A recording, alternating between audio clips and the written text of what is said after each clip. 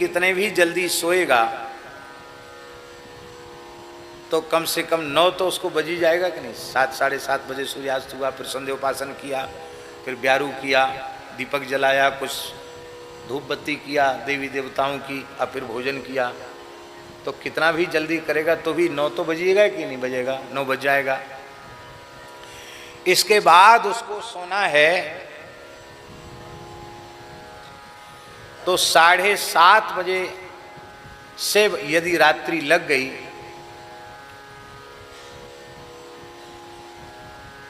तो ये समझ लेना चाहिए कि 3 याम तक रात्रि है। तो कितने हुए? 7:30 से 3 घंटा गिनो, हैं? फिर 3 घंटा गिनो, फिर 3 घंटा गिनो,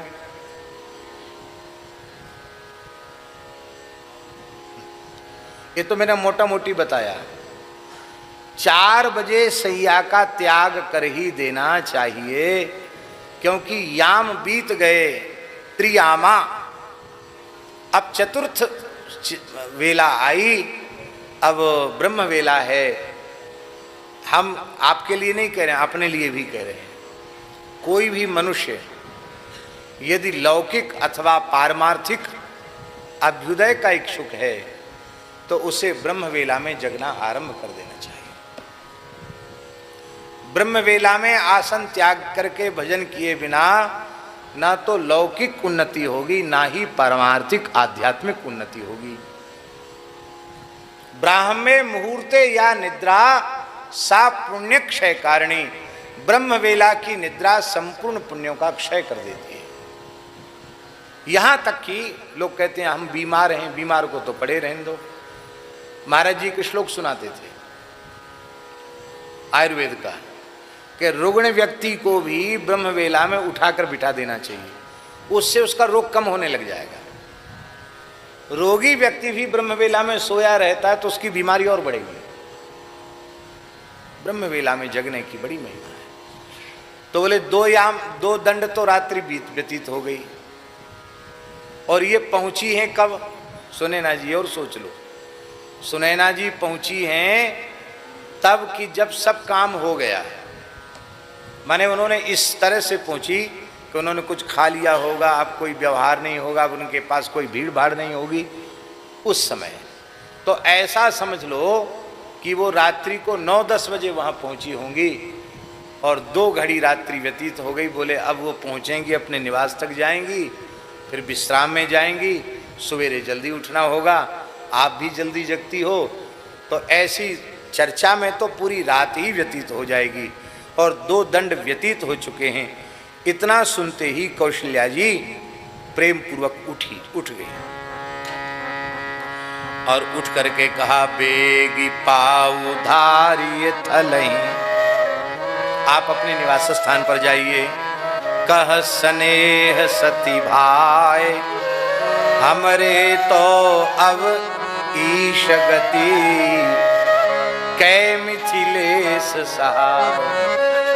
अब हमारी गति तो केवल ईश्वर है, अथवा ईश्वर के सशक्त प्रतिनिधि, प्रबल सबल प्रतिनिधि विदेहराज जनक जी हमारे सहायक हैं। या भगवान या जनक जी, 2 ही अब सहायक हैं।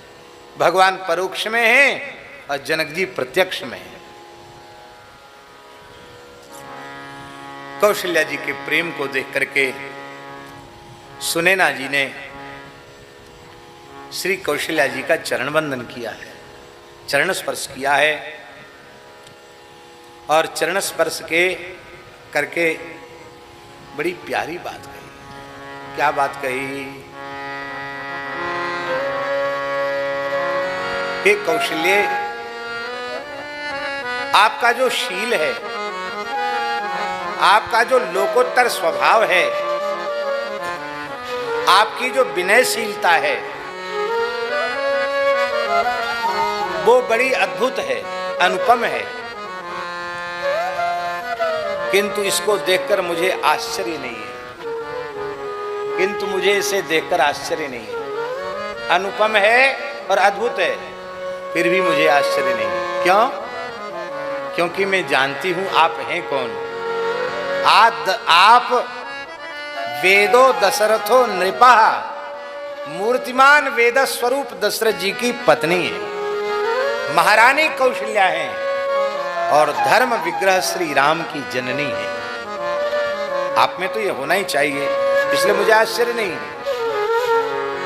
देवी उचित असि विनय तुम्हारी, देवी उचित असि विनय तुम्हारी, दशरथ घरनी राम महतारी, दशरथ घरनी राम महतारी, दशरथ घरनी राम महतारी, दशरथ घरनी राम महतारी।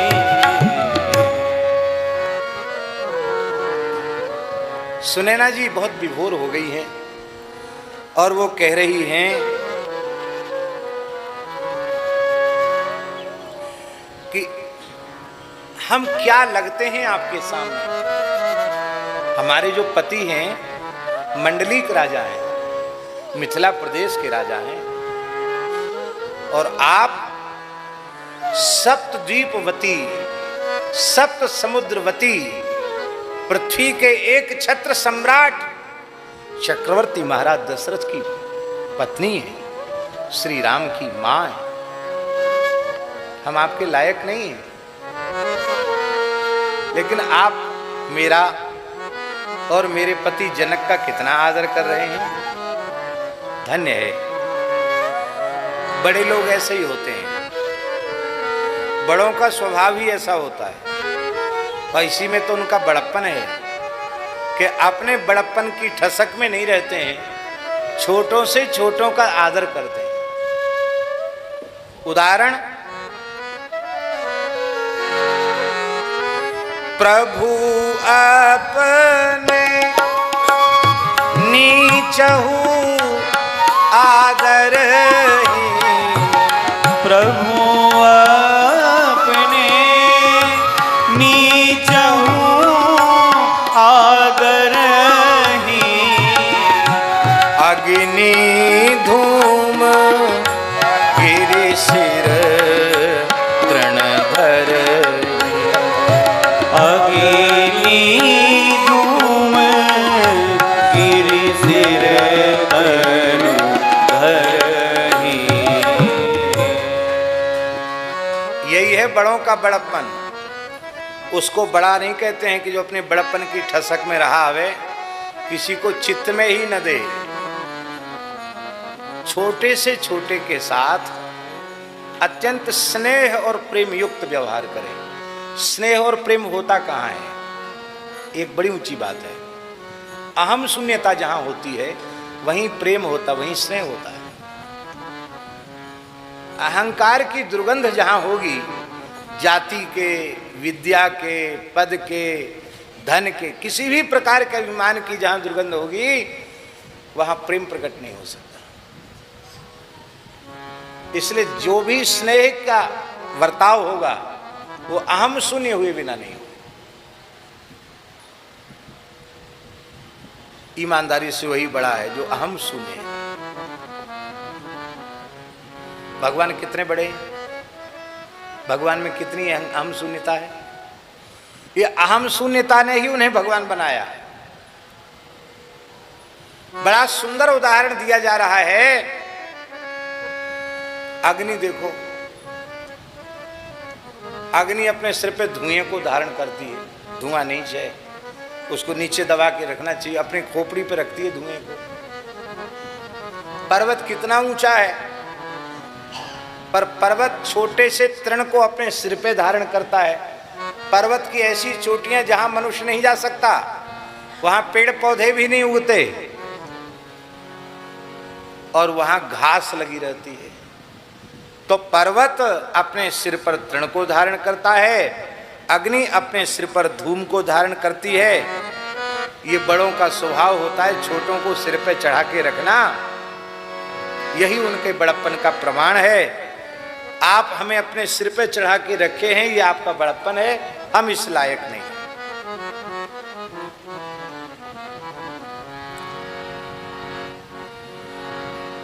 ऐसा होता है। एक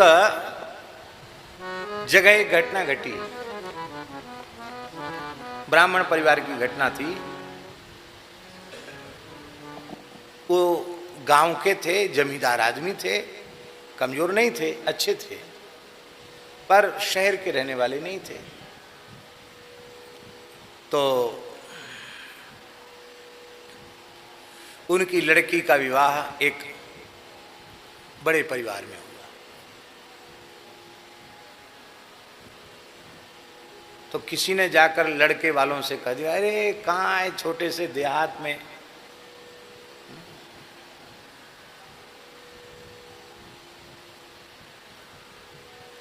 वो देहात में रहते हैं, उनकी लड़की इतनी आपके योग्य थोड़ी होगी, मना कर दो। अरे बोले बहुत अच्छा खानदान है, बहुत अच्छे। अरे बोले संस्कार खानदान क्या लेना देना, आपके स्वरूपानुरूप संबंध नहीं है। बोले अब तो कुछ नेक जोक भी हो चुका है और उनकी भी प्रतिष्ठा हमारी भी प्रतिष्ठा, मना कैसे करें। तो बिना पैसा की सलाह देने वाले सब जगह रहते हैं। उन्होंने कहा कि तुम चिट्ठी लिखो उनको, लड़की वालों को चिट्ठी लिखो कि देखो भाई हमारी भी एक प्रतिष्ठा है, मर्यादा है, तो हम छोटी मोटी बारात लेके नहीं आएंगे, बड़ी बारात आएगी, क्योंकि हम सब व्यवहार अपना साध के चलेंगे।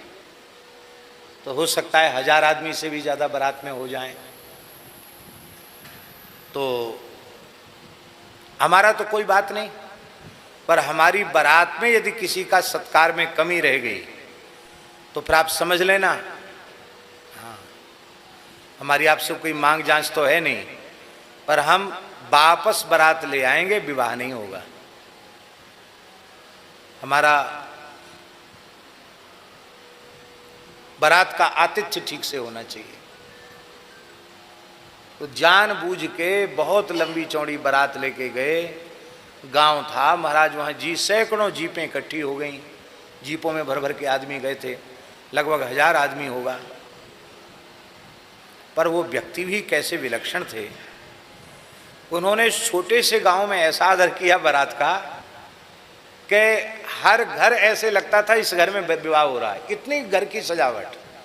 और सब लोगों ने अपने घरों में बारातियों को, ब्राह्मणों ने ब्राह्मणों को ठहरा लिया, क्षत्रियों ने क्षत्रियों को ठहरा लिया, वैश्यों ने वैश्यों को सब अपने अपने वर्ग के अनुसार सब ठहर गए।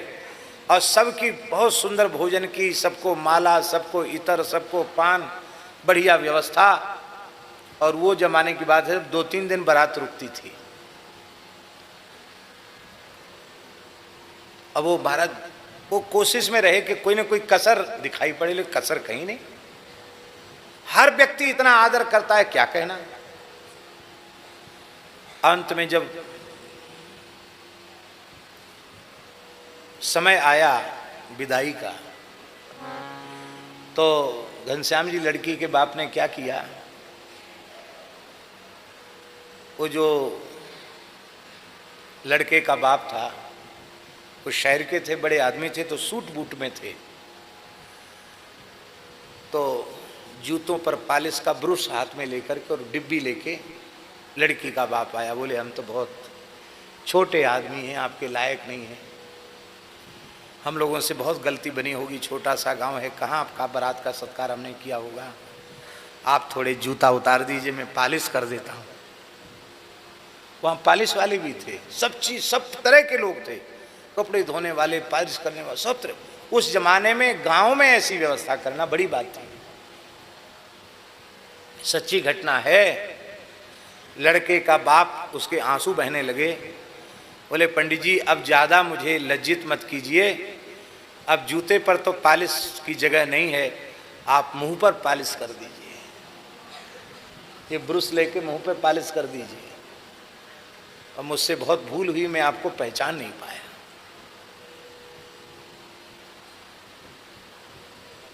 ये नम्रता, यही बड़प्पन है। परम पूज्य श्री रेवासा महाराज जी इस महान सिद्ध प्रतिष्ठित पीठ के अनुसार उनकी इतनी बड़ी गरिमा थी, इतनी बड़ी महिमा थी कि वे जहां जाएं वहां पलक पावड़े बिछाए जाएं, पूरी आचार्य के अनुरूप मर्यादा हो वहां उन्हें जाना चाहिए। नहीं, उनको कहीं नहीं जाना चाहिए, उनको यहीं निवास करना चाहिए। ऐसा पद था महाराज जी का। लेकिन यहाँ के गरीब से गरीब आदमी का न्योता आता तो महाराज जी चले जाते, चले नहीं जाते। यहाँ के लोगों ने बताया कि किसी का कोई सरकारी काम अटक रहा हो तो किसी अधिकारी मंत्री के पास उसको लेके खुद पहुंच जाते और वो व्यक्ति भी काम कर देता। क्यों? उसको पता था कि इनका कोई स्वार्थ नहीं है, ये तो संत हैं, ये सच्चे दयालु प्रकृति के संत हैं, इसलिए उसका काम भी हो जाता है। आज भी कुछ लोगों ने हमको बताया कि हमसे ऐसा कह के गए थे, हमसे ऐसा कि तुमको हम कोई अधिकारी बनवाएंगे, तुमको यह करवाएंगे। यही उनका बड़प्पन था कि अपने पद प्रतिष्ठा की गरिमा को ध्यान में न रख करके उन्होंने अपने संपूर्ण जीवन में सर्वजन हिताय और सर्वजन सुखाय, प्राणी मात्र की सिया राम मैं सब जग जानी, इस भाव से उन्होंने जो सेवा की, यही उनके संतत्व का प्रमाण है। इसलिए अपने बड़प्पन की ठसक में कभी रहना नहीं चाहिए। अपनी दीनता, अपनी विनम्रता कभी त्यागना, यही बड़प्पन है, यही बड़प्पन का मूल है। और उन्होंने कहा, उन्होंने कहा, सेवक राम करम मन बानी सदा सहाय महेश भवान सदा सहाय महेश भवानी। आप तो कह रही हैं कि इस विपरीत परिस्थिति में या तो भगवान हमारे सहायक हैं या मिथिलेश्वर महाराज जनक हमारे सहायक हैं। अरे महारानी कौशल्या जी, आप क्या कह रही हैं? हमारे महाराज मिथिलेश्वर जनक जी तो कर्म, मन और वचन से आपके चरण सेवक हैं, आपके सेवक हैं। आपके सहायक तो भगवान उमा महेश्वर हैं, शिव पार्वती आपके सहायक हैं। हमारे पतिदेव तो आपके सेवक हैं। और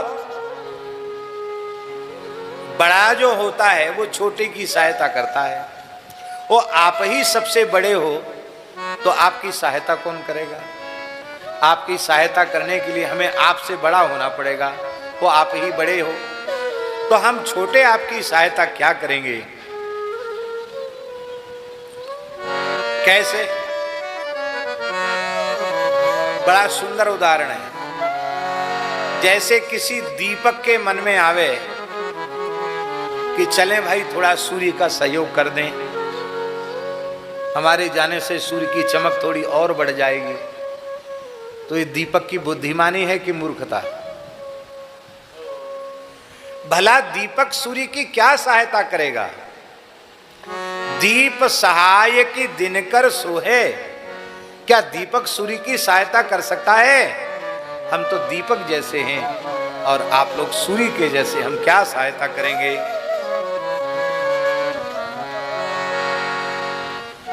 और आखिर सुनैना जी भी तो सुनैना जी हैं, जनक जी की पत्नी हैं, कोई सामान्य थोड़े ही हैं। वे भी जानती हैं कि होने वाला क्या है, भविष्य को जानती हैं। बोले, हे कौशल्या जी, हे सुमित्रा जी, हे सभी महारानियों, आप धैर्य धारण करो। समय बीतते देर नहीं लगेगी, सब समाधान हो जाएगा। राम जाए बन करी सुर काजू, अचल अवध पुर करी राजू, अचल अवधपुर करी राजू।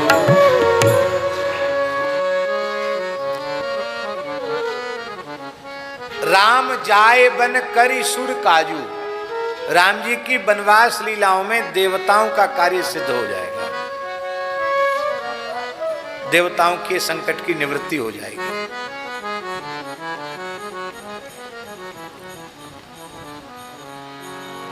हमारे यहां संतों में कहावत है महाराज जी कि राम जी बन गए तो राम जी बन गए, नहीं समझे?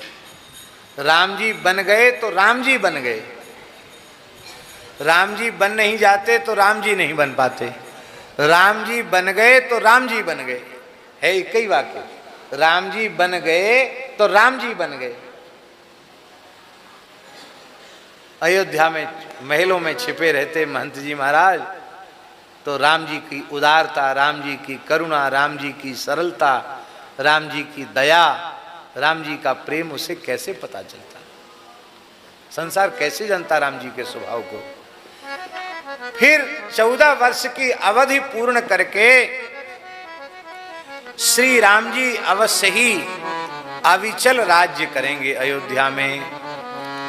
और इतना ही नहीं, अमर नाग नर राम बाहुबल, सुख बसी हैं अपने अपने थल, सुख बसी हैं अपने अपने थल।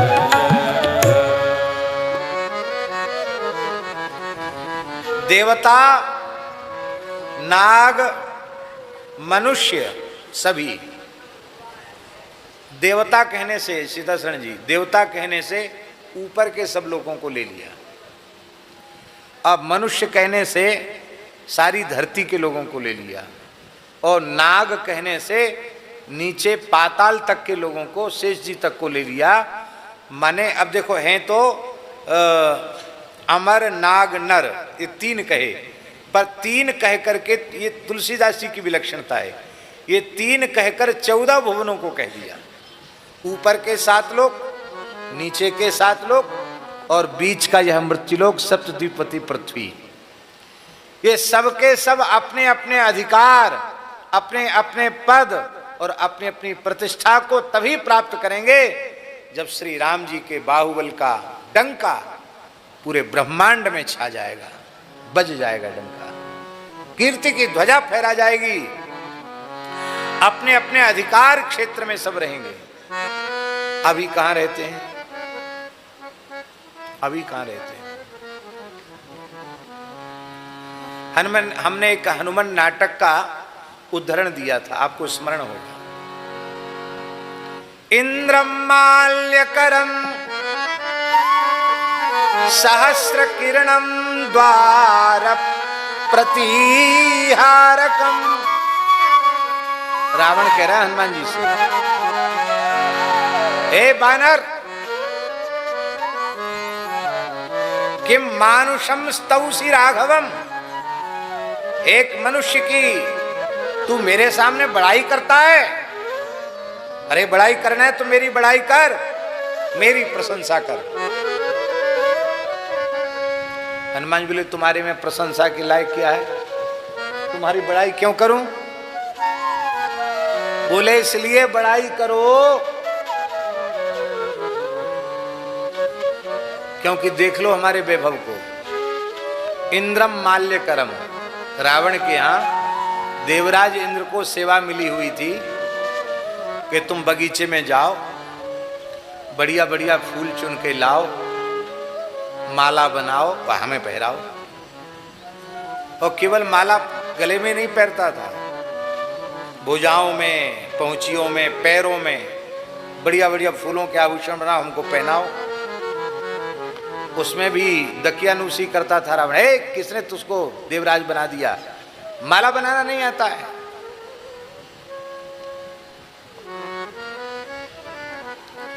सूर्य का, ये इंद्र की दशा थी, वहां माला बनाने की सेवा थी, माला बनाओ रावण को पहनाओ। और सूर्य सहस्र किरणम द्वार प्रतिहारकम, द्वारपाल का काम था सूर्य का। कोई आए तो आगने की सूचना दो, महाराज आदिराज के जीवन की जय हो, द्वार पर अमुक महानुभाव आए हैं, आपका दर्शन चाहते हैं, आपकी क्या आज्ञा है। सूर्य कहते हैं महाराज आदिराज लंकेश के जीवन की जय हो। सेवक सूर्य से कहते, सेवक क्या समाचार लाया है। बोले द्वार पर ब्रह्मा जी खड़े हैं, उनकी रोज ड्यूटी है ना वेद पाठ करने की। कहते समय हो तो मैं वेद सुनाने आ जाऊं। उनसे कहो वहीं धीरे धीरे पाठ करें, हम फुर्सत होगी हम बुला लेंगे भीतर।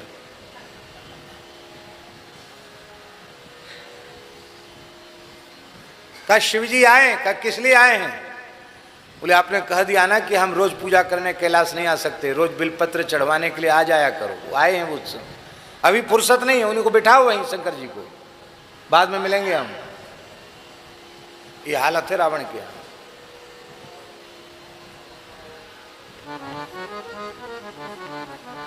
चंद्रमा की क्या सेवा है, छत्र करम। चंद्रमा छत्र लेकर खड़ा है, क्यों, ठंडक है ना चंद्रमा में। रावण के माथे में गर्मी नहीं आनी चाहिए, ठंडक नहीं चाहिए, एसी लगाए हुए ठंडक आवे। तो चंद्रमा पास में होगा तो माथा ठंडा रहेगा। चंद्रमा छत्र लेकर खड़ा है। अब महाराज चंद्रमा को देवलोक में सचिव पद प्राप्त है, वो सलाह देते हैं चंद्रमा। तो उनको कई बार भूल जाता है कि मैं कहाँ खड़ा हूँ, उनको लगता है हम देवलोक में तो नहीं खड़े हैं। तो कई बार किसी विषय पर गंभीर चर्चा चलती तो बीच में वो बोल पड़ते हैं। इसमें ऐसा कर लिया जाता है, चुप, ठीक से छत्र लेकर खड़ा रहे, बोलता है तो तेरा थूं को चटता है। हाँ खड़ा रहा। अग्नि का काम है कि तो रसोई बनाओ बढ़िया, अपने आप चूल्हा चेत जाए, अपने आप सब जो कुछ पकवान मिष्ठान बनना बन के तैयार हो जाए, हम तो खाने के लिए तैयार रहेंगे। हमारे महात्मा लोग कहते कि अग्नि को बहुत कष्ट था, क्योंकि कोई भगवान का रसोई तो बनानी नहीं, रावण की रसोई बनानी, उसमें ऊट पटांग सब चीज।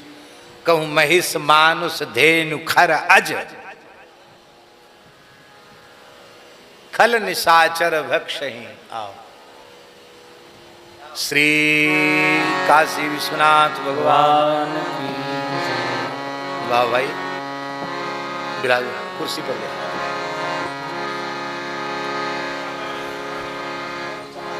श्री राम जय राम जय जय राम, श्री राम जय राम जय जय राम, श्री राम जय राम जय जय राम, श्री राम जय राम जय जय राम, श्री राम जय राम जय जय राम, श्री राम जय राम जय जय राम, श्री राम जय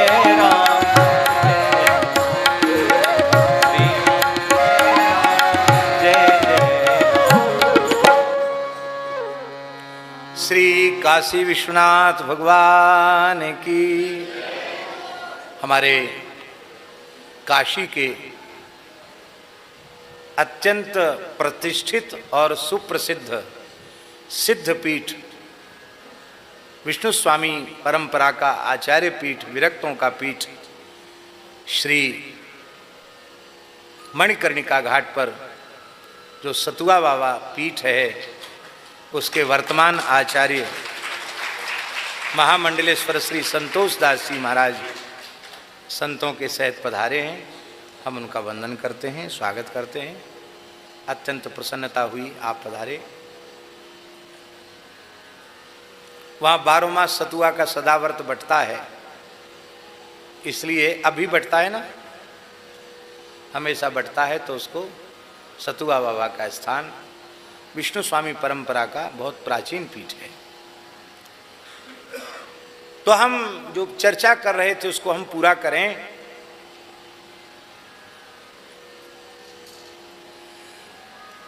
कहूं महिष मानुष धेनु खर अज खल निशाचर भक्ष हैं। तो राक्षसों की जो भक्ष्य सामग्री है, भाई रसोईया क्या बनाएगा? खाने वाला जो खाएगा वो रसोईया बनाएगा। तो कहाँ तो भगवान का नैवेद्य तैयार करते हैं भगवान अग्निदेव, और वहाँ लंका में अग्निदेव को रसोई बनाने की सेवा, और रसोई में कोई फलाहार तो बनता नहीं है, दाल भात फुल्का साग बनता नहीं है।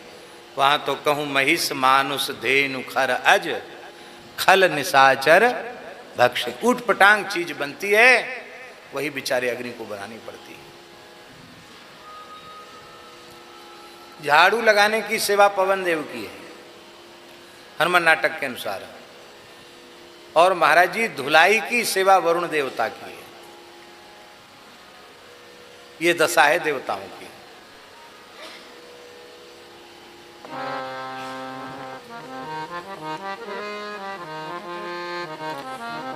हनुमान नाटक में लिखा है स्वल्पम जल्प बृहस्पते जड़मते। बृहस्पति जी भी वहां दरबार में रहते हैं। तो कभी किसी विषय पर उनसे पूछा जाता है कि आप बृहस्पति बोलो, तो बृहस्पति जी थोड़ी अपनी पंडिताई दिखाते हैं, क्योंकि रावण बड़ा पंडित है, तो बढ़िया तर्क वितर्क पूर्व उत्तर पक्ष लेकर बढ़िया बात करते हैं। तो रावण बोलता है स्वल्पम जल्प बृहस्पते जड़मते। अरे जड़ बुद्धि बृहस्पति बकबक करता है, ज्यादा बोलता है, चुप बृहस्पति चुप।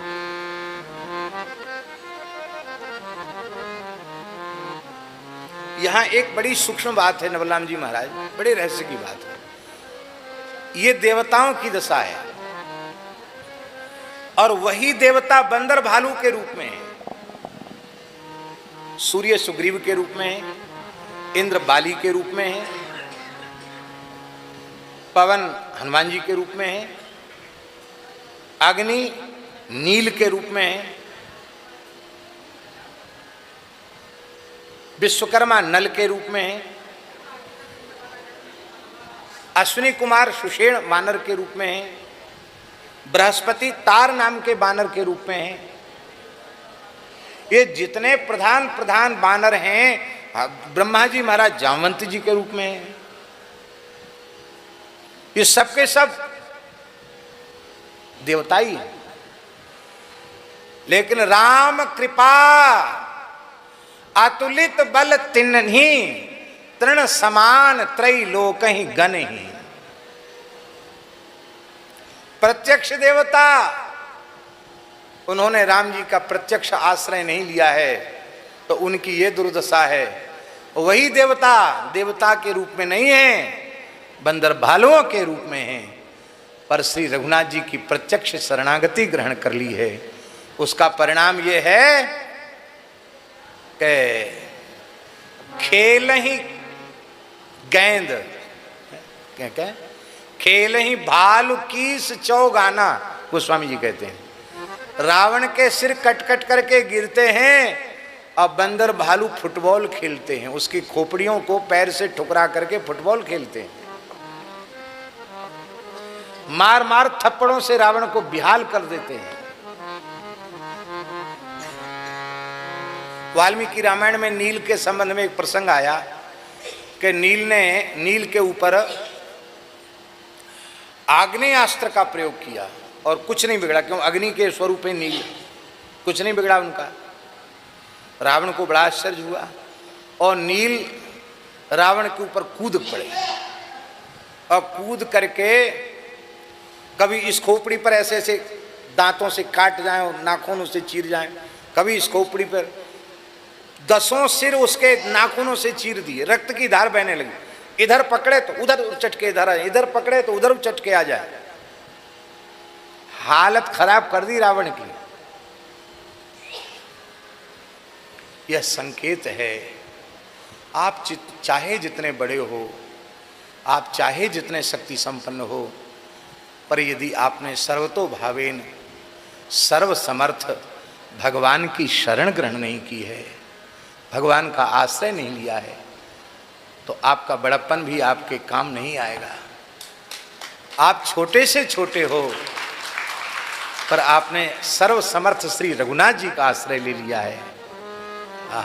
हनुमान जी यही तो कहते हैं, ता पर प्रभु कछु अगम नहीं, ता कहाँ प्रभु कछु अगम नहीं, जा पर तुम अनुकूल, प्रभु प्रभाव बड़वा न लहीं, जारी सके खल तू। बड़वानल जानते किसको कहते हैं? एक आग ऐसी होती है जो समुद्र के पानी को जलाती है, वो समुद्र की आग है। पानी को जलाने वाली आग, उसको एक चिंगारी जलाकर भस्म कर सकती है, ये भगवान की कृपा है। तो यही सुनैना जी कह रही हैं,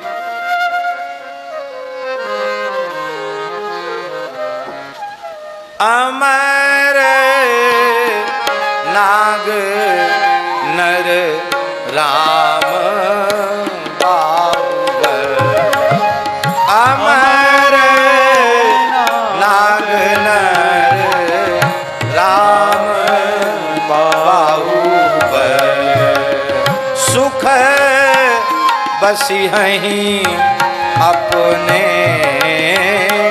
अपने थल, सुख अपने अपने फल। ये सब 14 साल में ही हो जाएगा। राम जी के वनवास की अवधि में ही देवता नाग नर सब राम जी के बाहुबल का आश्रय लेकर के अपने अपने खोए हुए अधिकार को पुनः प्राप्त कर लेंगे। तो कौशल्या जी ने पूछा कि आप तो बिल्कुल त्रिकाल दर्शनी की भांति बातें कर रही हैं, ये सब आपको किसने बताया है? सुनैना जी कहती हैं, कथा सुनने वाले को त्रिकालज्ञता अपने आप प्राप्त हो जाती है। सतुआ बाबा, स्मशान पर बैठकर खूब माला फेरो, तंत्र की साधना करो, करते हैं कि नहीं वहां मणिकर्णिका पे, कि हमको भविष्य का ज्ञान हो जाए। हो सकता कोई भूत प्रेत सिद्ध हो जाए तो भूत भविष्य का ज्ञान हो जाए। लेकिन भैया, कथा में बैठने वाले को, सत्संग में बैठने वाले को, बिना किसी तंत्र के, बिना किसी मंत्र के, बिना किसी तप के, बिना किसी जप के त्रिकालज्ञता प्राप्त हो जाती। कथा सुनने पर भूत भी पता चल जाता है, भविष्य भी पता चल जाता है और वर्तमान भी पता चल जाता है। इसलिए जीवन में कथा का आदर अवश्य करना चाहिए। हम आपको सच्ची बात बताएं, मुंह देखी बात नहीं कह रहे हैं।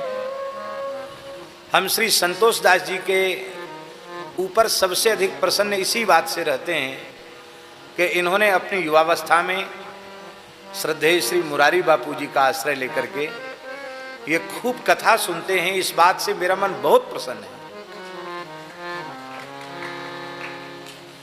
सही सही बताना, आप जानकीनाथ जी के दरबार में बैठे हो, मान लो आपको कथा सत्संग का आश्रय न मिला होता है तो क्या होता है? हर मनुष्य के लिए ये बात है, कथा का आश्रय, सत्संग का आश्रय। अरे साधुता तो बहुत दुर्लभ चीज है, बड़ी ऊंची चीज है। कथा मंडप में बैठे बिना, भगवत चरित्र सुने बिना, सत्संग किए बिना जीवन में मनुष्यता नहीं आती। साधुता तो बहुत आगे की वस्तु है, मनुष्यता भी सत्संग में बैठने के बाद प्राप्त होती है। हमको श्री नवल राम जी ने एक बात बताई थी कि स्वामी जी के निकट साधक रहते थे और बच्चों से कोई ना कोई गलती तो हो ही जाती है, तो अपराध होने पर भी स्वामी जी किसी को भगाते नहीं थे। वो कहते थे वो प्रार्थना में आ रहा है कि नहीं, सत्संग में आ रहा है, बोले आ रहा है, बोले तब कोई बात नहीं, तब गलती होगी ठीक हो जाएगा। और यदि भले ही कोई गलती न करे, वो कथा कीर्तन में नहीं आवे, सत्संग में नहीं आवे, तो स्वामी जी कहते जो बिगड़ा हुआ है वो बिगड़ जाएगा, दूसरों को बिगाड़ देगा।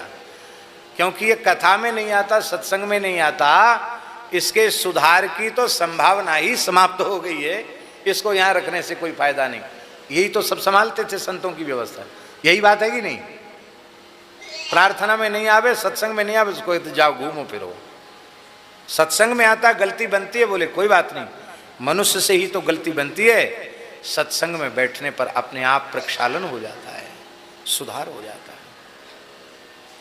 सुनैना जी कह रही हैं कि मैं नियमित कथा सुनती हूं।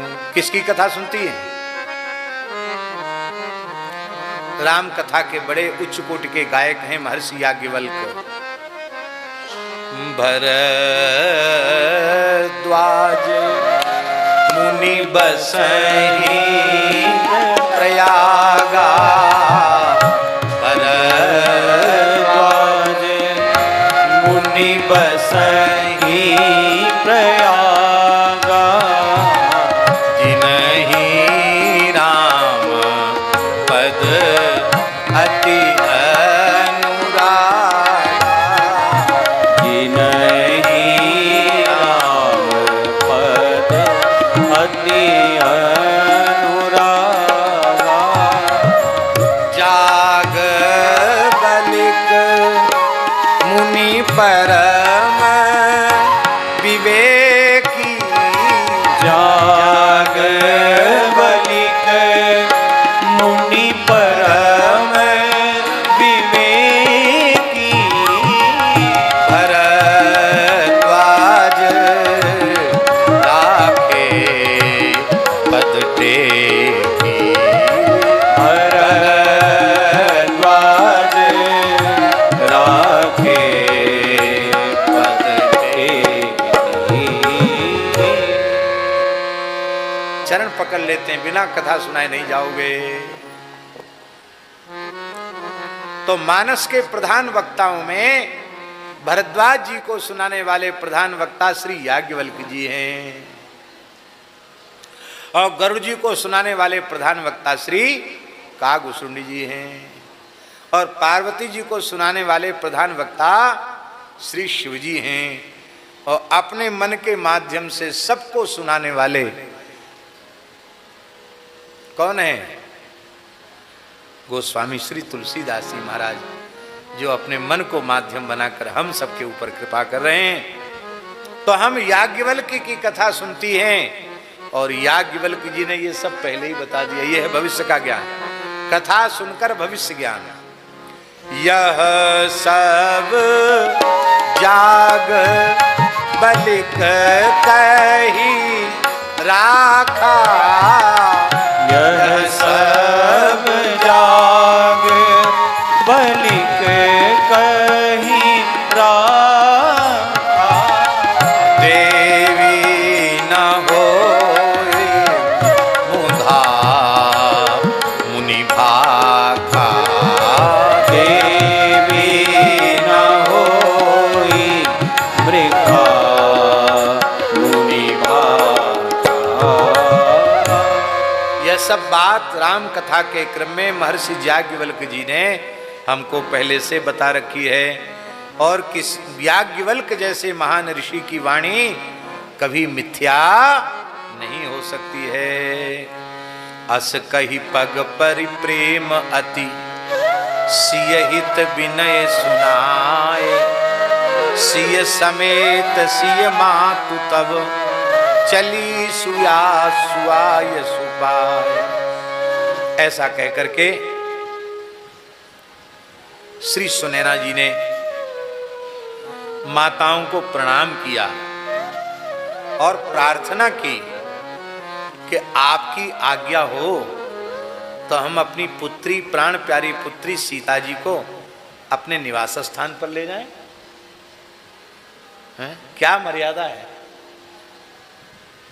कोई राजमहल नहीं है, चित्रकूट है, पर वहां भी कैसी मर्यादा है।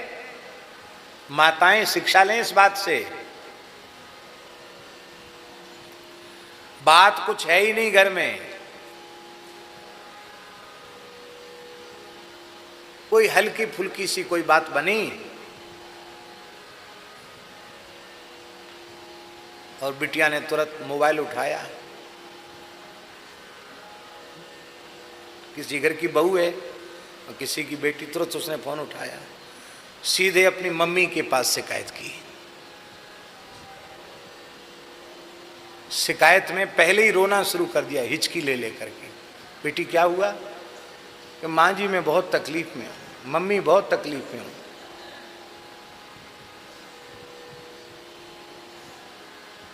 तो फौरन चली आओ, फौरन, बस। बेटी ने न पति से पूछा, न सास से पूछा, न ससुर से पूछा, बिना बताए। और आजकल गीत भी तो ऐसे ही सुनाते ना कि मैं मैके चली जाऊंगी, तुम देखते रहिए।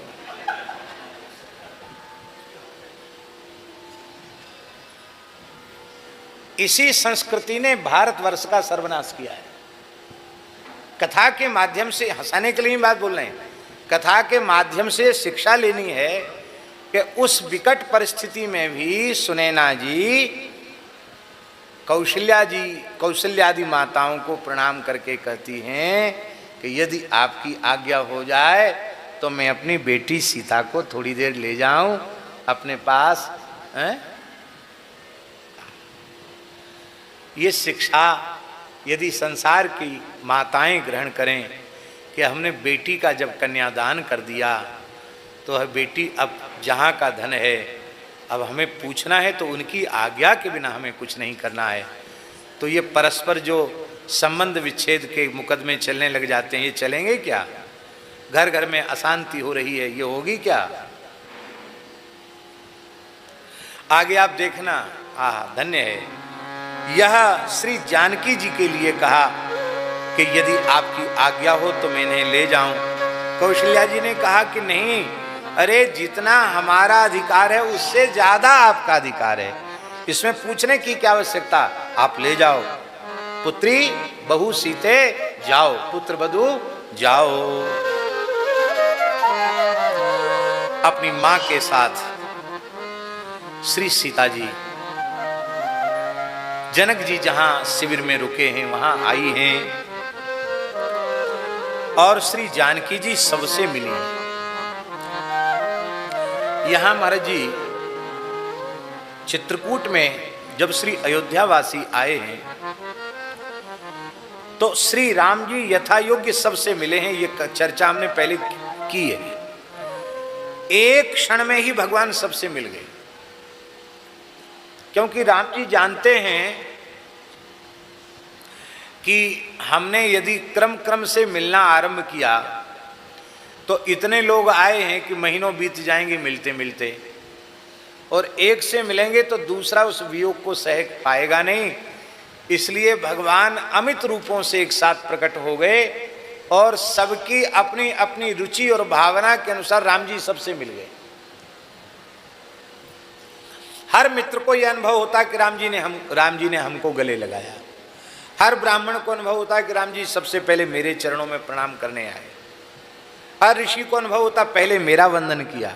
हर अयोध्या की माता को यह अनुभव होता कि राम जी सबसे पहले मुझे मेरा कुशल समाचार पूछने आए। हर नागरिक को लगता है राम जी सबसे पहले मेरे पास आए, सबसे प्रभु मिले। हम आपसे निवेदन कर रहे हैं, जो अवस्था अयोध्या वासियों की है, क्या उससे कोई कमजोर अवस्था मिथिला वासियों की है? मिथिला तो भाव भूमि है, मिथिला तो प्रेम भूमि है, मिथिला तो रस की भूमि है। हमारे संत लोग कहीं मिथिला मत कहो, मिठिला कहो, बहुत मीठी भूमि है। आज भी वहाँ कांटा नहीं होता वहाँ कंकड़ नहीं होता। आज भी मिथिला की रज, आहा क्या कहना, माखन के जैसी है।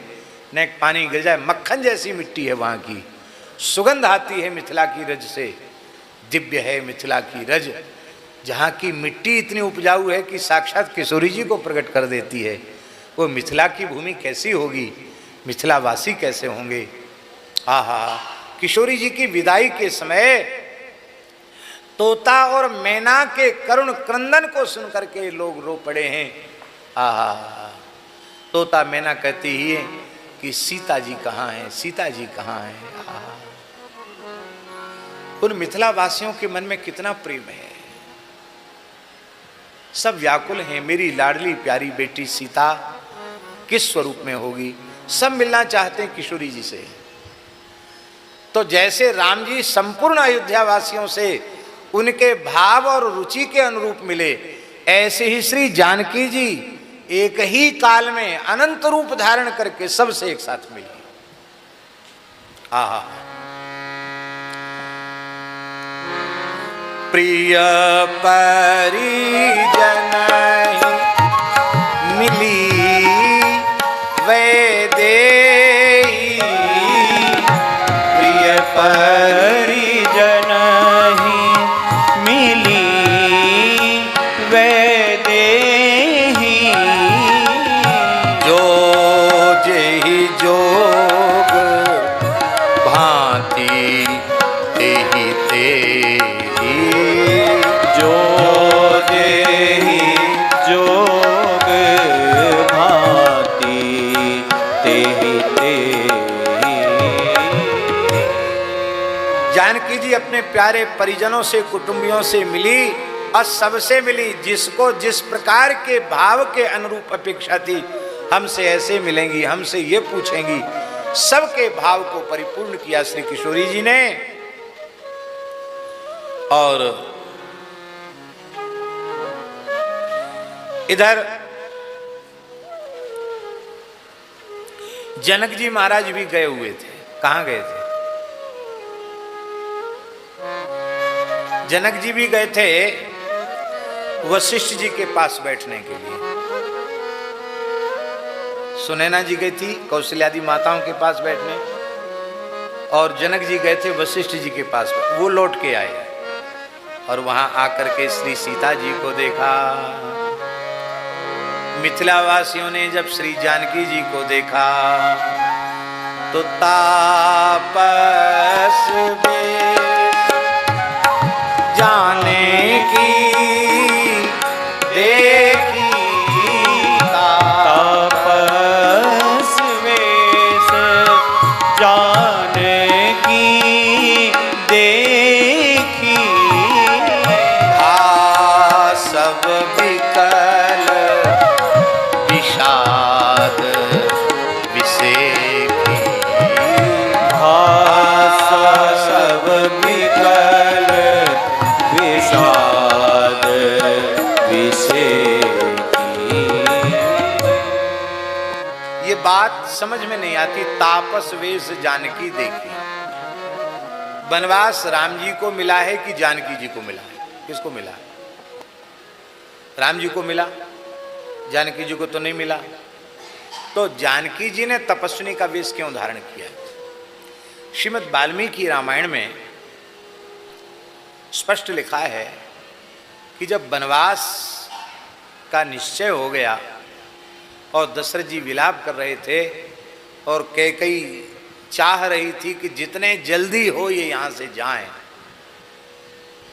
तो वाल्मीकि रामायण में महाराज जी स्पष्ट लिखा है कैकेयी भीतर महल में जाकर स्वयं ही कमंडल और वलकल वस्त्र मृग चर्म जो मुनियों का वेश है, वेश सामग्री है, उसको स्वयं ही उठा करके कई लाई हैं और पटक दिया सामने, पहनो और जाओ, उतारो राजवस्त्रों को, जाओ यहां से।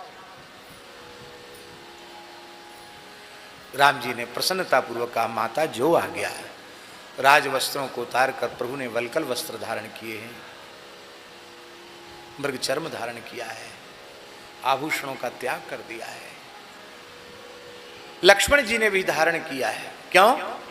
और राम जी को अभ्यास है महात्मा लोग कैसे वलकल धारण करते हैं, क्योंकि विश्वामित्र बाबा के साथ रहे हैं ना, तो साधुओं के पास रहने वालों को पता होता कि अचला कैसे पहना जाता, लंगूटी कैसे बांधी जाती है। तो राम जी को, लक्ष्मण जी को तो समस्या नहीं हुई, तत्काल उन्होंने धारण कर लिया। पर उन वस्त्रों को देख करके जानकी जी किसी सभीत मृगी की तरह बड़े बड़े नेत्रों से अपने प्रीतम की ओर देखने लगी। हे प्राण जीवन धन, कथम नु चीराह बधनंती मुनयस समदर्शिना। वाल्मीकि में लिखा है, समदर्शी महात्मा लोग कैसे इन वल्कल वस्त्रों को पहनते हैं, मैं जानती नहीं हूँ, आप मुझे सिखा दो ये वस्त्र कैसे धारण किए जाते हैं। तो राम जी स्वयं उठाकर जैसे ही बांधने लगे, वशिष्ठ जी व्याकुल हो गए। वशिष्ठ जी ने कहा कि वनवास राम जी को मिला है, जानकी जी को नहीं। मैं कुलगुरु के अधिकार से यह आज्ञा देता हूं कि श्री जानकी जी सजे धजे स्वरूप में जाएगी, जानकी तपस्विनी के वेश में नहीं जाएगी। और वाल्मीकि रामायण के अनुसार जानकी जी अपने स्वरूप में ही वहां से चली। एक और भाव है कि कैकेयी ने केवल राम जी का वनवास नहीं मांगा, लक्ष्मण और जानकी के सहित वनवास मांगा। आप लोग कहेंगे ये कैसे, क्या कहा? चौपाई याद है? तापस बेश विशेष उदासी, तापस बेश विशेष उदासी, 14 बरस राम बनवासी, 14 बरस राम वनवासी। अर्थ तो स्पष्ट है, उसमें कोई अलग से व्याख्यान की जरूरत नहीं। एक अर्थ तो स्पष्ट है नहीं, विशेष उदासी, तापस वेश विशेष उदासी और 14 वर्ष राम वनवासी। माने शरीर संसार से उदासीन रहकर तपस्वी वेश धारण करके राम जी 14 वर्ष के वनवास की अवधि पूर्ण करें, ये आशय। पर एक अर्थ क्या है, तापस वेश धारण करें, किसके साथ? विशेष, शेष से विशिष्ट होकर तापस वेश धारण करें। शेष माने लक्ष्मण के सहित तपस्वी वेश धारण करें, विशेष विशिष्ट शेष।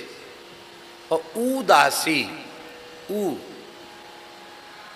विस्मय में, और दासी माने श्री राम जी की शरण दासी श्री जानकी जी।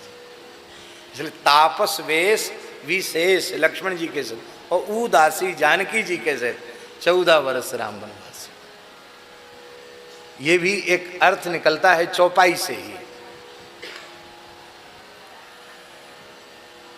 श्री जानकी जी तपस्विनी के वेश में वहां से नहीं चली हैं, अपने स्वरूप में ही चली हैं। वाल्मीकि में तो यहाँ तक वर्णन है कि वशिष्ठ जी ने एक लकड़ी की पेटी, संदूक दिया है लक्ष्मण जी को, और उसमें कुछ 2-4 साड़ी और बढ़िया आभूषण भी रख कर के दिए हैं। कहा देखो एक ही साड़ी पहन के नहीं रह सकती हैं, समय समय से भी साड़ी बदलनी पड़ेगी, आभूषण भी बदलने पड़ेंगे। तो कई जोड़ी साड़ी और आभूषण आदि भर करके वशिष्ठ जी ने दिए हैं कि लक्ष्मण ये पेटी साथ में लेके जाओ कि किशोरी जी धारण करेगी। ऐसा भी वर्णन है। पर जब श्री राम जी ने जटा मुकुट धारण किया है, लक्ष्मण जी ने जटा मुकुट धारण किया है और चित्रकूट में पहुंच गए हैं, तो श्री किशोरी जी ने विचार किया है, मेरे प्राण जीवन धन श्री रघुनाथ तपस्वी वेश में रहते हैं और मैं रानी के वेश में रहूं, राजरानी बनकर रहूं, यह मर्यादा नहीं है। इसलिए तपस्वी पति की सेवा में मुझे भी तपस्विनी बनकर ही रहना चाहिए। तो जानकी जी ने तपस्विनी का वेश धारण किया है। तापस बेश जाने की देखी तापस वेश जाने की देखी सब विकल विषाद विषेखी सब विकल विषाद विषेखी। इधर वशिष्ठ जी से मिलकर जनक जी भी आ गए और उन्होंने तपस्विनी वेश में अपनी प्राण प्यारी पुत्री अयोनिजा श्री सीता जी को देखा। अब तो जनक जी विह्वल हो गए प्रेम में। लीन लाए और जनक जान की लाई लीन लीन लाए और जनक जान की पाहुनि पावन प्रेम प्राण पाहुनि पावन प्रेम प्राण की। जनक जी ने अपने प्रेम और अपने प्राणों की पाहुनी श्री जानकी जी को अपने हृदय से लगा लिया। प्रेम विभोर हो गए। इतना अधिक प्रेम का समुद्र उमड़ा कि भयउ भूप मन मनहु प्रयागु। मानो सी जनक जी का मन तीर्थराज प्रयाग हो गया और श्री किशोरी जी के प्रति बढ़ता हुआ जो स्नेह है वही अक्षय वट है और उस अक्षय वट के पत्ते पर बाल मुकुंद खेल रहे हैं। करार विंदे न पदार विंदम मुखार विंदे विनिवेशयंतम बटस्य पत्रस्य पुटे शयानम बालम मुकुंदम मनसा स्मरामि। तो कहते हैं कि उनके हृदय में वात्सल्य का समुद्र उमड़ पड़ा है, मानो राजा का मन तीर्थराज प्रयाग बन गया हो और उसमें समुद्र के अंदर उन्होंने आदि शक्ति श्री सीता जी के अलौकिक स्नेह रूपी अक्षय वट को जनक जी महाराज ने देखा और उस अक्षय वट के ऊपर श्री राम जी का प्रेम एक शिशु के समान शोभायमान हो रहा है। इसको देखा, बोले ये घटना तो तब की है जब मार्कंडे महर्षि ने भगवान से उनकी माया देखने की बात कही थी। आपको कथा मालूम है? 6 मनवंतर तक का समय बीत गया था मार्कंडे ऋषि को तपस्या करते करते। कितने मनवंतर? 71 चतुर्युगी का एक मनवंतर होता है और 6 मनवंतर तपस्या करते करते मार्कंडे महर्षि को व्यतीत हुए। भगवान दर्शन देने आए। भगवान ने कहा कि महर्षि कुछ मांग लो। मार्कंडे जी बोले कि जो चाहिए था सो तो मिल गया, आपके दर्शन हो गए, अब क्या चाहिए? नहीं नहीं, ऐसे नहीं होता है, हमारे दर्शन की भी एक मर्यादा है, कुछ नहीं लोगे तो हमारा मान घट जाएगा, क्योंकि हमारा दर्शन अमोघ है। अमोघ माने व्यर्थ जाने वाला नहीं है। कुछ न कुछ तो मांगना पड़ेगा मेरी मर्यादा रखने के लिए। महात्मा भी विचित्र ही होते हैं, विचित्र ना होते तो महात्मा ही क्यों होते? बोले महाराज लोग कहते हैं आपकी माया बड़ी प्रचंड है, बड़ी मम माया दुरत्यया, और बड़े योगी लोग भी जो है माया को जीत नहीं पाते हैं, बड़ी प्रचंड है माया। शिव विरंच को मोहई को है बपुरा आन, अस ये जान भजें जे मायापति भगवान, शिव चतुरानन जाहि डराही, अपर जीव के ही लेखे माही। माया महाराज बड़ी प्रचंड शक्ति वाली है, हमको तो पता ही नहीं चला कि आपकी माया होती कैसी। भजन करते करते 6 मनवंतर हो गए, माया की खबर ही नहीं पड़ी माया कैसी होती है, तो हम थोड़ा आपकी माया देखना चाहते हैं। भगवान बोले, हे भगवान, लोग मेरी माया से बचने के लिए भजन करते हैं, वो 6 मनवंतर तक तपस्या करने के बाद कहते हैं हमको माया दिखाओ। तो भगवान मुस्कुराए, बोले ठीक है, तमाशा माया का देखने में आ जाएगा कभी न कभी। भगवान तो अंतर्धान हो गए। मार्कंडेय जी अपनी अग्निशाला में बैठे थे, यज्ञशाला में, प्रज्वलित अग्नि थी। देखो, जिस अग्नि में धुआं उठ रहा हो उसमें आहुति नहीं डालना चाहिए, उससे हानि होती है, उपनिषद में मना लिखा हुआ है। धुआं उठने वाली अग्नि में नहीं करना चाहिए आहुति। समिद्ध तमेग्नौ जुहुयात्, प्रचंड अग्नि में आहुति देनी चाहिए। खूब अग्नि प्रचंड है। और मार्कंडेय जी ने साके ले लिया हाथ में, नारायणाय नमः स्वाहा। अभी स्वाहा बोल दिए और प्रज्वलित अग्नि में तिल जौ चावल जलने में कितनी देर लगेगी बताओ आप। वो अभी जल नहीं पाया कि मार्कंडेय जी को महाप्रलय का अनुभव हो गया। ओ हाथी के सूंड के जैसी मोटी मोटी जलधाराएं गिर रही हैं, भूरलोक भुवरलोक स्वर्गलोक सब जलमग्न हो गया। और लाखों करोड़ों वर्ष तक उनको अनुभव हुआ कि मैं इधर से उधर तपेड़े खा रहा हूँ, कभी किसी मगरमच्छ के पेट में चला जाता हूँ फिर बाहर आ जाता हूँ, कभी किसी तिमिंगल के भीतर चला जाता हूँ। तैरते तैरते थक गए, लगा करोड़ों करोड़ों वर्ष व्यतीत हो गए। अब तो लगा कि बस अब नाक कान डूबन लागे, श्री कृष्ण को पुकारे। अब लगा कि अब तो मर ही जाएंगे, हे प्रभु बचाओ, ये मार्कंडेय गया। तो तब ठाकुर जी एक बट के पत्ता पर करार विंदेन पदार विंदम मुखार विंदे विनिवेशयंतम, अपने दोनों हाथ से दाहिना चरण पकड़े हैं बाल कृष्ण, और उसको उठा के अपने मुंह में डाले, अंगूठे को चूस रहे हैं अपना अंगूठा। अंगूठा क्यों चूस रहे हैं? भगवान कह रहे हैं हमारे श्रीअंग में सबसे महत्वपूर्ण चरण ही है। देखो इतना महत्वपूर्ण है, ब्रह्मा जी शंकर जी लक्ष्मी जी तो चरण पकड़ती, हमने खुद अपना चरण पकड़ रखा। ये देखिए अपना ही चरण भगवान खुद पकड़े हैं। अब मुंह में क्यों दे रहे हैं भाई? पैर मुंह में देने की चीज है क्या? बोले इसलिए दे रहे हैं, अरे इन चरणों से गंगा जी निकली, तीनों लोगों को पवित्र करती हैं, सब चरणामृत लेते हैं, सब चरणों पर ही लट्टू हो जाते हैं।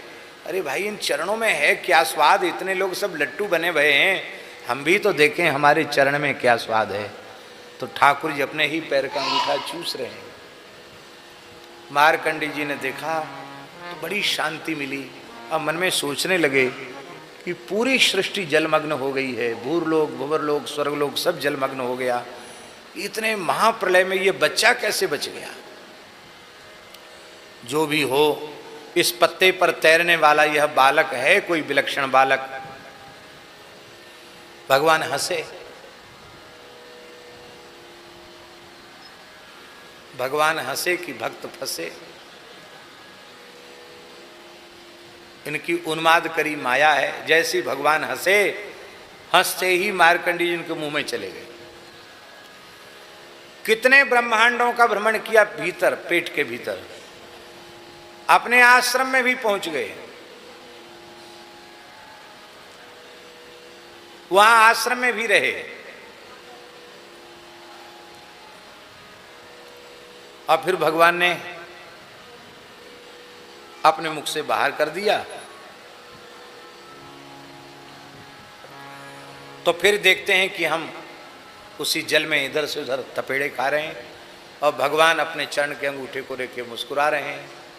तब आप समझ गए कि ये परमात्मा हैं। बोले करार विंदेन पदार विंदम मुखार विंदे विनिवेशयन्तम बटस्य पत्रस्य पुटे शयानम बालम मुकुंदम मनसा स्मरामि। भगवान ने अपनी माया को हटाया तो आप देखते हैं हम तो अपने यज्ञशाला में बैठे हैं और अभी हमने जो नारायणाय नमः स्वाहा कहकर आहुति दी थी वो पूरी जल नहीं पाई। इतने थोड़े समय के बीच में लाखों करोड़ों वर्ष का अनुभव, महाप्रलय का अनुभव, पसीना पसीना हो गए। बोले क्या हो गया भाई, ये हम सो रहे हैं कि जग रहे हैं, ये झूठ है कि सच है। भगवान चतुर्भुज रूप में प्रकट हो गए। बोले न झूठ है न सच है, इसी का नाम है हमारी माया। बोलो भक्तवत्सल भगवान की। गोस्वामी जी बड़ा सुंदर रूपक दे रहे हैं। बोले विदेहराज जनक की बुद्धि ही यहां मार्कंडेय ऋषि है। वो भी डूब रही है प्रेम के समुद्र में, लेकिन जो श्री किशोरी जी के हृदय में प्रेम शिशु रूप में बटपत्र पर खेल रहा है, उसको देखकर जनक रूपी मार्कंडेय की, जनक की बुद्धि रूपी मार्कंडेय की बुद्धि मोह से बच गई। यह श्री सीताराम प्रेम की महिमा है कि परम ज्ञानियों में श्रोमणी विदेहराज जनक की बुद्धि को भी विकल कर दिया। चिरजीवी मुनि ज्ञान विकल जन बूढ़त लहेऊ बाल अवलंबन। जैसे बाल मुकुंद जी ने मार्कंडेय जी को सहारा दे दिया, ऐसे किशोरी जी के प्रेम ने जनक जी को अवलंब दे दिया। कहते भाई फिर कान खोलकर सुन लो, जनक जी को रोते धोते देख करके यह मत सोच लेना कि जैसे शरीर में संसार में आसक्त लोग हाय बेटा, हाय पोता, हाय घर, हाय धन, हाय पत्नी कह करके रोते हैं, ऐसे रोने वाले जनक जी नहीं हैं। ये मोह नहीं है, ये आसक्ति नहीं है, ये क्या है? मोह मगन मति नहीं विदेह की, मोह मगन मति नहीं विदेह की, महिमा सिय रघुवर स्नेह की, महिमा सिय रघुबर स्नेह की। इनको मोह का स्पर्श कहां होगा? ये तो श्री सीताराम जी के प्रेम की महिमा है। सिय पितु मातु स्नेह वस विकल न सकी संहारे, धरन सुता धीरज धर्यु समय सुधर्म विचार। माता पिता के प्रेम के कारण श्री किशोरी जी, जानकी जी भी इतनी विकल हो गई कि वे अपने को संभाल न सकी, लेकिन फिर भी संभाल लिया उन्होंने अपने को। क्यों? क्योंकि आखिर तो धरती की बेटी हैं। धरती में कितना धैर्य है, धरती में धैर्य ना हो तो सबको धारण कैसे करे। इसलिए ये सिद्धांत है विदाश्रिया जी, अशोक जी, ये सिद्धांत है, बेटी में उसकी माँ के गुण होते हैं और पुत्र में बाप के गुण होते हैं, पुत्र में पिता के गुण होते हैं और पुत्री में माता के गुण होते हैं। तो सीता जी किसकी पुत्री हैं? भूमि नंदिनी हैं। इसलिए भूमि का धैर्य श्री किशोरी जी में विद्यमान है। बोलो भक्तवत्सल भगवान की जय। बड़ा सुंदर भाव है और अनंत भाव हैं। अभी इतने जल्दी श्री किशोरी जी को भेज देना वहाँ अच्छा नहीं है, बड़े ठिकाने पर हैं, सबको आनंद है। तो इसलिए अब हम लोगों को भी यहीं कथा का विराम करना चाहिए। श्री सीताराम जी महाराज की जय।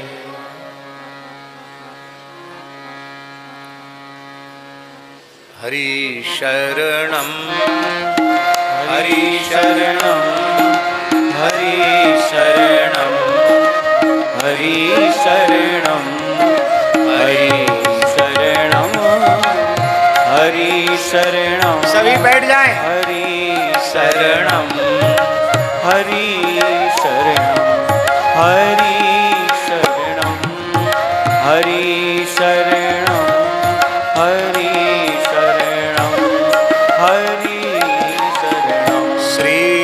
जानकी नाथ भगवान की जय। श्री जानकीनाथ भगवान की जय। सभी लोग विराजे रहें। हम सब सौभाग्यशाली है कि पूज्य संतों का मंगलमय दर्शन हम लोगों को प्राप्त हो रहा है। हम लोगों के मध्य में श्री काशी विश्वनाथ की नगरी से परम पूज्य महामंडलेश्वर परम पूज्य श्री सतुआ बाबा पधारे हैं। उनके चरणों में खूब खूब प्रणाम है। धाम की ओर से भी और गोदाम पथमेड़ा द्वारा आयोजित गोकर्णा चातुर्मास की ओर से भी आपसे प्रार्थना पूर्वक निवेदन है कि आप अपनी मंगलमयी वाणी से हम लोगों को कृपा प्रसाद प्रदान करें। जय गो माता, जय गोपाल।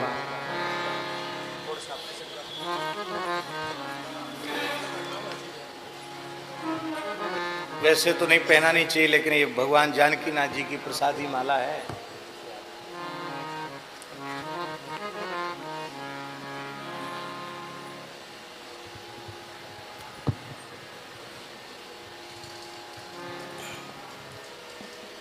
हरि ओम। गुरुर्ब्रह्मा गुरुर्विष्णु गुरुर्देवो महेश्वर गुरुर्साक्षात् परब्रह्म तस्मै श्री गुरुवे नमः। कृष्णाय वासुदेवाय हरे परमात्मने प्रणतक्लेशनाशाय गोविंदाय नमो। मंच पर विराजमान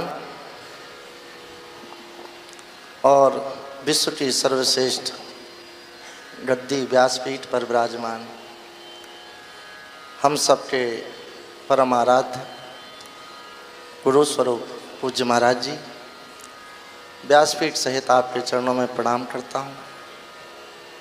उपस्थित यहाँ पर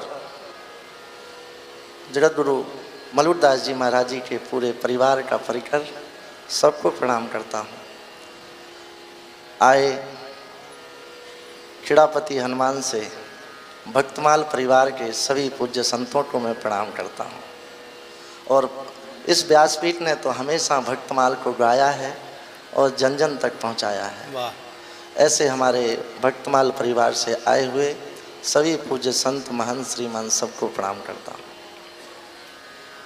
पावन भूमि राजस्थान, जहाँ हर पग पग पर कहीं कृष्ण विराजे हैं, कहीं हनुमान विराजे हैं और कहीं देवी विराजे हैं। और निश्चित ही रेवासा धाम,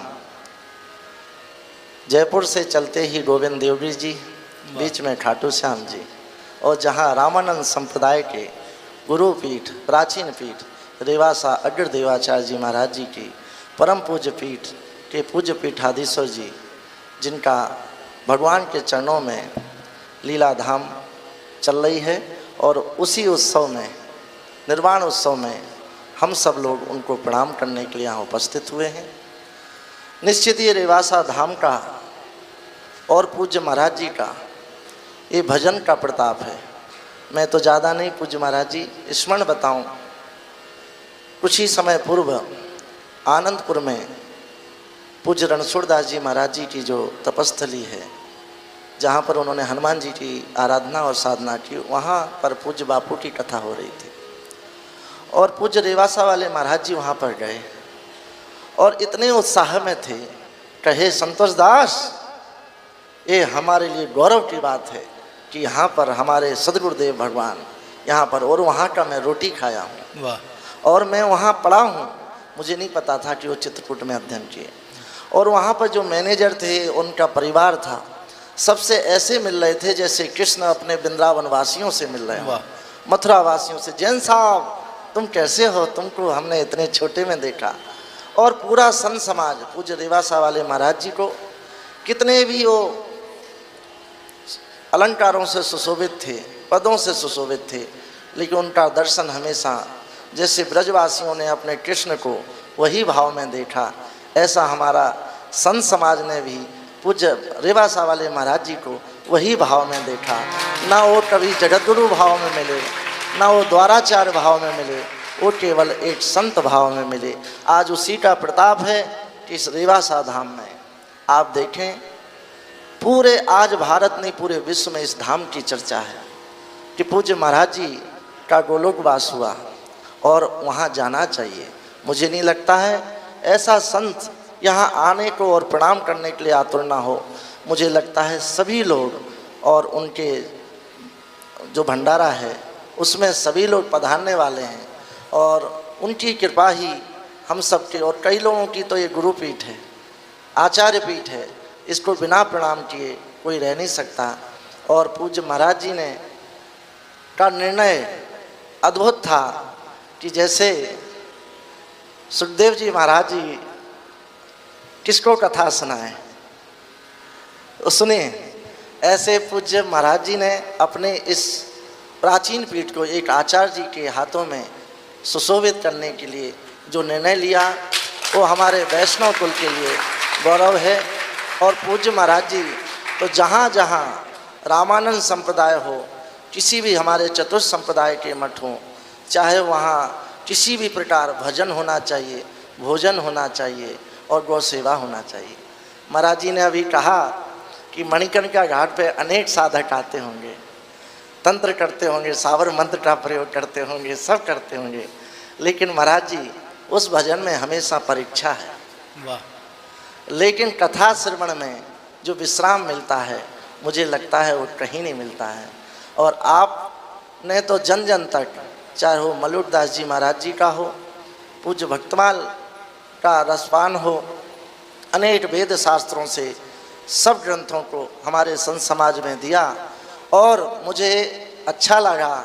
और आज आपके कृपा से हमारा वैष्णव संत समाज का हर युवा संत पढ़ना चाहता है और कुछ कहना चाहता है, वो आपके आशीर्वाद से। मैं पूज्य महाराज जी के निर्वाण उत्सव को प्रणाम करता हूँ।